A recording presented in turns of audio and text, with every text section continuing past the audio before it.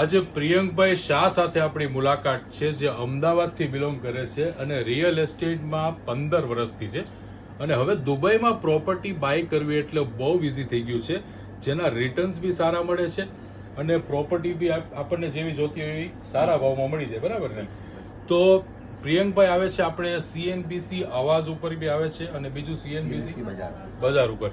તો પ્રિયંકભાઈ, આપણે દુબઈની માર્કેટ અત્યારે કેવી છે? ઇન્વેસ્ટ કરવા જેવી છે કે નહીં? દુબઈનું માર્કેટ અત્યારે બહુ જ સરસ છે. ઇન્વેસ્ટમેન્ટ માટે સારામાં સારો સમય છે, કેમ કે કોવિડ પછી અને યુક્રેન રશિયા વોર પછી અત્યારે દુબઈની ડિમાન્ડ એટલી બધી છે, પ્રોપર્ટીની ડિમાન્ડ એટલી છે કે લિક્વિડિટી માંગો, પૈસા આપો તો પણ પ્રોપર્ટી આજે નથી, એ ટાઈપનું માર્કેટ છે અને બહુ સરસ ડિમાન્ડ છે ઇન્વેસ્ટર માટે પણ અને એન્ડ યુઝર માટે પણ. ઇન્વેસ્ટર માટે એટલા માટે સારામાં સારું ROI છે કેમ કે અહીંયા ટેક્સ ફ્રી ઇન્વેસ્ટમેન્ટ છે, ₹1 ટેક્સ નથી, રિટર્ન પર પણ કોઈ ટેક્સ નથી, રેન્ટલ પર પણ કોઈ ટેક્સ નથી અને પેમેન્ટ ફ્લેક્સિબિલિટી બહુ સારી છે. એટલે કે તમે 5% કે 10% પેમેન્ટ આપી અને પ્રોપર્ટી લઈ શકો છો અને બાકીનું પેમેન્ટ તમે 3 વર્ષ, 4 વર્ષ, 5 વર્ષના ઇન્સ્ટોલમેન્ટ પર ડેવલપર આપતા હોય છે, એમાં તમે ધીરે ધીરે પેમેન્ટ કરી શકો છો અને એની અંદર રિટર્ન અત્યારે 7 થી 9% વચ્ચે રિટર્ન આવતું હોય છે, જે નેટ ROI છે. આપણા ત્યાં ઇન્ડિયામાં કેવું હોય છે કે તમારે રેન્ટલ પર GST લાગતો હોય, પ્રોપર્ટી પર ટેક્સ લાગતો હોય, તમારી ઇન્કમ પર ટેક્સ લાગતો હોય. દુબઈનું માર્કેટ એવું છે કે જેની અંદર કોઈ પણ જાતનો ટેક્સ નથી અને એના લીધે ડિમાન્ડ આટલી વધારે છે અને અત્યારે પણ હજી માર્કેટ ગ્રોઈંગ છે, બહુ સારું માર્કેટ છે, સ્ટેબલ છે અને અત્યારે પણ ઇન્વેસ્ટમેન્ટ કરવા માટે સારામાં સારો સમય છે. તો જે લોકો પણ થોડું ઘણું નાનું ઇન્વેસ્ટમેન્ટ બી કરવા માંગતા હોય એ લોકો અહીંયા દુબઈમાં કરી શકે છે. અને બીજું કરન્સીનો સૌથી મોટો એડવાન્ટેજ છે કે દુબઈની ઇકોનોમી ડોલર પેક ઇકોનોમી છે, એટલે ડોલર સાથે લિંક છે. એટલે હા, એટલે ઓલવેઝ ગ્રોઈંગ ઇકોનોમી છે કે દર વર્ષે 2 વર્ષે 5 થી 10%નું એપ્રિશિએશન ખાલી કરન્સીમાં આવતું હોય છે. એટલે એ પણ એક મોટો એડવાન્ટેજ છે અને ઇઝી ઇન છે, ઇઝી આઉટ છે.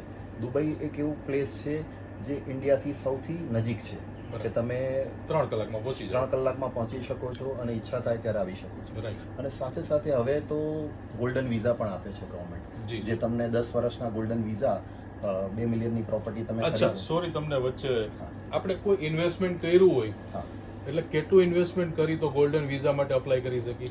2 મિલિયનની પ્રોપર્ટી અહીંયા ખરીદીએ છીએ, 2 મિલિયન દિરામની. એટલે ઇન્ડિયાના સમજો કે 4.5 થી 5 કરોડ થઈ ગયા અને 2 મિલિયન સાથે નથી આપવાના. ઓકે, એ પૈસા તમારે ટુકડે ભલે આપો છો. એ તમે કયા વાત કરો છો? 2 bedroom, 3 bedroom, 2 bed, 3 bed, anything, right, depend on the area. હા, તમે કંઈ પણ લઈ શકો છો. સિંગલ બેડરૂમ અત્યારે શું ચાલતો હોય છે? સિંગલ બેડરૂમ અત્યારે 1 મિલિયન થી 1.5 મિલિયનની વચ્ચે. અને સીધો વિલાનો પ્રાઇસ એ કહી દો કે આપણે 5 બેડરૂમ સમજો દુબઈમાં ક્યાંય જોતી હોય, ભાઈ સમજો કે ભાઈ ફુરજાન છે કે દુબઈ હિલ્સ છે ને અલગ અલગ એરિયા. ફુરજાનમાં 5 બેડરૂમ છે એ 6 થી 6.5 મિલિયન આસપાસ છે. Dubai hills estate. એટલે ફ્લેક્સિબલ પ્લાન તો બધે મળી જશે. હવે સમજો ઇન્ડિયાથી અહીંયા આવે કોઈ તો એની પાસે તો અહીંની વિઝા ન હોય તો પેલા વિઝા કમ્પલસરી લેવી પડે. બધું જ આપણી પાસે વન સ્ટોપ સોલ્યુશન આપણે આપીએ છીએ. અચ્છા, તમે બધું સોલ્યુશન આપો છો? બધું જ આપણે સોલ્યુશન આપીએ છીએ કે વ્યક્તિ અહીંયા પહેલી વાર આવે છે તો પણ ઓલ કાઇન્ડ ઓફ સપોર્ટ, અને ક્યાંય પણ બીજી જગ્યાએ જવાની જરૂર નથી, ઇન્ક્લુડિંગ વિઝા, કંપની સેટઅપ હોય કે ગોલ્ડન વિઝા હોય કે પ્રોપર્ટી બાઇંગ સેલિંગ, અને આપણે અનબાયસ ઓપિનિયન આપીએ છીએ અને બધી જ એમને ઓન ગ્રાઉન્ડ સર્વિસ આપે. અચ્છા, સપોઝ કે હવે તો ઇન્ડિયા આવીને પ્રોપર્ટી બાય કરીને પાછા ઇન્ડિયા વયા જાય તો એને પ્રોપર્ટી રેન્ટ ઉપર બી તમે ચડાવી દેશો?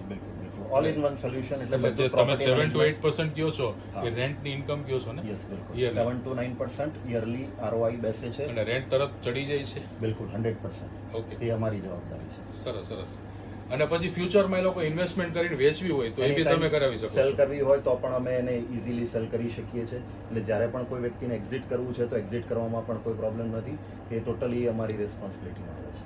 સરસ સરસ. એટલે આ તમારી ઓફિસ ક્યાં છે જરાક અમને કહી દો. અમારી ઓફિસ છે ને દુબઈ મરીના, દુબઈ મીડિયા સિટીમાં છે અને અમારી પાસે અત્યારે ટીમ છે આખી રિયલ એસ્ટેટમાં જે અલગ અલગ એરિયાઝમાં વર્ક કરે છે. સરસ સરસ. So nice to meet you પ્રિયંકભાઈ.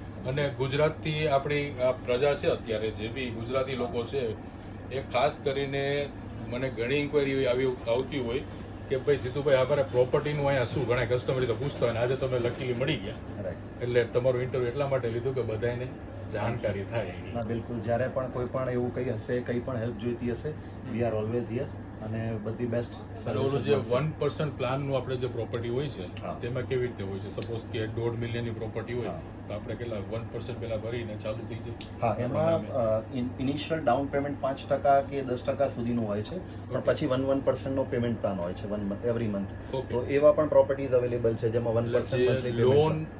એ તમારી જવાબદારી હોય છે કરાવી દેવાની? લોન નથી હોતી, આ ડેવલપરનો જ ઓપ્શન હોય. અચ્છા, ડેવલપર સાથે ડેવલપર direct જ આપે છે આમાં. તો ક્યાંય જ્યાં પણ સુધી લોન ફૂલ નથી આપતી. પેમેન્ટ થાય નહીં ત્યાં સુધી ઘર આપણા નામે ન થાય એવું છે? ના, ઘણા પ્રોજેક્ટમાં એવું છે હા. કે પોસ્ટ હેન્ડઓવર પેમેન્ટ પ્લાન મળતો હોય. બરાબર. એટલે તમારે સ્ટાર્ટિંગમાં 10% કે 20% આપવાના હોય Okay. અને બાકીનું પેમેન્ટ તમને પ્રોપર્ટી મળી ગયા પછી આપવાનું હોય.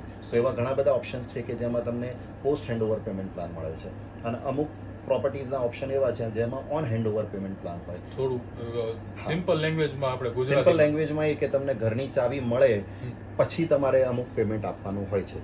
સમજે. જેમ કે અત્યારે એક પ્રોપર્ટી લોન્ચ થઈ હતી, એમાં 40% ડ્યુરિંગ કન્સ્ટ્રક્શન હતું, એટલે કે તમારે કન્સ્ટ્રક્શન પીરિયડમાં ખાલી 40% આપવાના હા. અને 60% પેમેન્ટ તમારે ઓન હેન્ડઓવર એટલે કે રેડી થઈ જાય પછી આપવાનું, જ્યારે તમને પ્રોપર્ટી રેડી થાય ત્યારે. એટલે બરાબર. This is also one option. અમુક પ્રોપર્ટી એવી હોય કે 40% 50% ડ્યુરિંગ કન્સ્ટ્રક્શન હોય અને બાકીના 50% તમને કી મળી જાય એના પછી બી 2 વર્ષ કે 3 વર્ષનો પોસ્ટ હેન્ડઓવર પેમેન્ટ પ્લાન મળતો હોય. બરાબર, બરાબર. એટલે એમાં તમને પેમેન્ટ ફ્લેક્સિબિલિટી વધારે મળે. જી. એટલે તમે ખાલી 40% 50% ભરીને બી તમને અપાર્ટમેન્ટ મળી જાય અને બાકીનું તમે રેન્ટલમાંથી પણ પે કરી શકો. કરી શક્યા. એટલે રેન્ટની ઇન્કમ બી થાય છે. સપોઝ આપણે 1.5 મિલિયનની પ્રોપર્ટી લીધી હોય તો એનું રેન્ટ કેટલું આવતું હોય? અંદાજે ખાલી કહી દો ને. 1.5 મિલિયનનું આપણે 1 બેડરૂમ હોલ સપોઝ લીધું હોય આપણે 1.5 મિલિયન રેન્ટ, 1.5 મિલિયનના અપાર્ટમેન્ટનું રેન્ટ તમે મિનિમમ અત્યારે 1 લાખથી 1,20,000 આસપાસ આ વર્ષનું રેન્ટ કહે છે પ્રિયમભાઈ. એટલે સમજો કે 8 થી 10% તો થઈ ગયું. 8 થી 9%ની આસપાસ Right. તમારું રેન્ટલ આવે છે. તો જો કે બહુ સારું અને કહેવાય. એને શોર્ટ ટર્મમાં પણ આપી શકીએ છીએ. સપોઝ એવું છે કે પ્રોપર્ટી મારે પોતાના માટે રાખવી છે, હા. હું વર્ષમાં 2-4 વાર આવું તો મને મળે અને બાકીની આપણે શોર્ટ ટર્મ રેન્ટલમાં આપીએ છીએ. તો હા. શોર્ટ ટર્મ એવા રેન્ટલમાં મળી બી જાય, હા, શોર્ટ ટર્મ રેન્ટલમાં બી પ્રોપર્ટી મેનેજમેન્ટ કંપની હોય છે જે આપણા વતી પ્રોપર્ટી મેનેજ કરે અને એમાં પણ 8 થી 10% સુધી ROI આપણને મળે અને જ્યારે આપણે આવીએ ત્યારે આપણને આપણી પ્રોપર્ટી વાપરવા પણ મળે. એટલે આ બધા ઓપ્શન્સ અહીંયા આગળ અવેલેબલ છે અને એ પણ એના પર બી કોઈ ટેક્સીસ નથી. જે પણ રેન્ટલ આવે છે એના પર પણ કોઈ જાતનો ટેક્સ થતો નથી. Thank you so much. બહુ સરસ મુલાકાત હતી ને ઘણું બધું રિયલ એસ્ટેટ વિશે આપણે જાણવા મળ્યું છે. તો પ્રિયંકભાઈનો નંબર મોબાઈલમાં આવી જશે, આપણે સ્ક્રીન ઉપર શેર કરી દઈશ. તમારે પ્રોપર્ટી રિલેટેડ કાંઈ બી કામ હોય તો પ્રિયંકભાઈ શાહને કોન્ટેક્ટ કરજો. Thank you. Thank you.